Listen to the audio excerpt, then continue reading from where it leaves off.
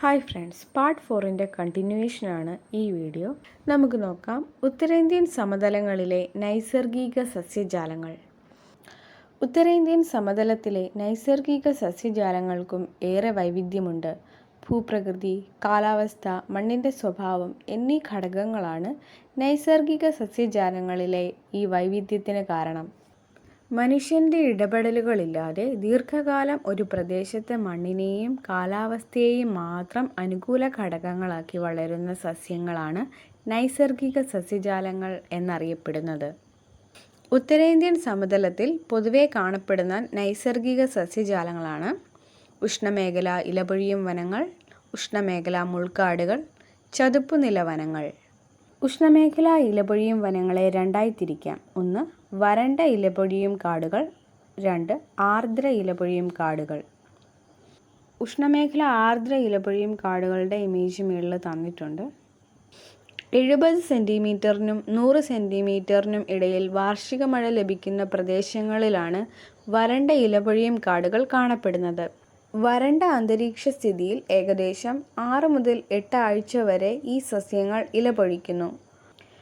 ഉത്തർപ്രദേശിലെ സമതലങ്ങളിലും ബീഹാറിലും വരണ്ട ഇലപൊഴിയും വനങ്ങൾ കാണപ്പെടുന്നു.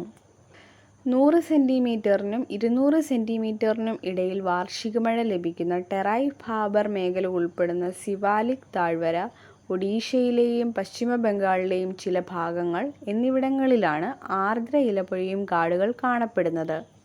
തേക്ക്, സാൽ, ശിഷാം, മഹുവ, നെല്ലി, ചന്ദനം എന്നിവ ഉഷ്ണമേഖലാ ഇലപൊഴിയും വനങ്ങളിൽ കാണപ്പെടുന്ന ചില സസ്യവർഗങ്ങളാണ്. ഉത്തരേന്ത്യൻ സമതലങ്ങളിൽ താരതമ്യേന മഴ കൂടുതൽ ലഭിക്കുന്ന പ്രദേശങ്ങളിൽ തേക്കും മറ്റു വൃക്ഷങ്ങളും അവയ്ക്കിടയിൽ പുൽമേടുകളും കാണപ്പെടുന്നു. അതുമൂലം ഒരു മൈതാന ഭൂപ്രദേശ ദൃശ്യം ഈ വനപ്രദേശങ്ങൾക്ക് കൈവരുന്നു. വരൾച്ച കാലത്തിൻ്റെ തുടക്കത്തിൽ മരങ്ങളെല്ലാം പൂർണ്ണമായും ഇലപൊഴിക്കുന്നു. തൽഫലമായി ഈ വനങ്ങൾ മരങ്ങൾ എഴുന്നു നിൽക്കുന്ന പുൽമേടുകളായി മാറുന്നു. മഴക്കുറവും കന്നുകാലി മേയ്ക്കലിൻ്റെ വർധനവും കാരണം ഉത്തരേന്ത്യൻ സമതലത്തിൻ്റെ പടിഞ്ഞാറ് ഭാഗങ്ങളിൽ സസ്യജാലങ്ങൾ വളരെ ശുഷ്കമാണ്. തെക്കു പടിഞ്ഞാറൻ പഞ്ചാബിലെ അർദ്ധ വരണ്ട പ്രദേശങ്ങളിലും പടിഞ്ഞാറൻ ഹരിയാന, രാജസ്ഥാൻ എന്നിവിടങ്ങളിലും ഉഷ്ണമേഖലാ മുൾക്കാടുകൾ കാണപ്പെടാറുണ്ട്. വൈവിധ്യമാർന്ന പുല്ലുകളും കുറ്റിച്ചെടികളും നിറഞ്ഞതാണ് ഉഷ്ണമേഖലാ മുൾക്കാടുകൾ. ബാബുൽ, ബെർ, വന്യ ഈന്തപ്പനകൾ, ഖൈർ, വേപ്പ്, കെജ്രി, പലാസ് തുടങ്ങിയവയാണ് പ്രധാന സസ്യവർഗങ്ങൾ. 2 മീറ്റർ ഉയരത്തിൽ വരെ വളരുന്ന ടസോക്കി എന്ന പുല്ല് വിഭാഗങ്ങളും അടിക്കടിയായി ചിലയിടങ്ങളിൽ കാണപ്പെടുന്നു.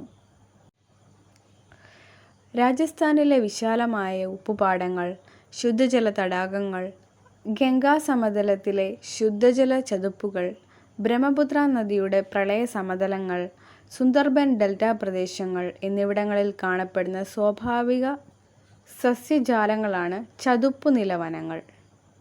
പശ്ചിമ ബംഗാളിലെ ഗംഗാ സമതലത്തിൻ്റെ ചതുപ്പ് നിറഞ്ഞ അതിവിശാലമായ ഡെൽറ്റ പ്രദേശമാണ് സുന്ദർബൻ. റോയൽ ബംഗാൾ കടുവകളുടെ സങ്കേതം കൂടിയാണ് സുന്ദർബൻ. മത്സ്യങ്ങൾ ഉൾപ്പെടെ നിരവധി ജലജീവി വർഗങ്ങൾക്ക് കണ്ടൽ സസ്യങ്ങളുടെ വേരുകൾ സജീവ ആവാസ വ്യവസ്ഥ പ്രദാനം ചെയ്യുന്നു.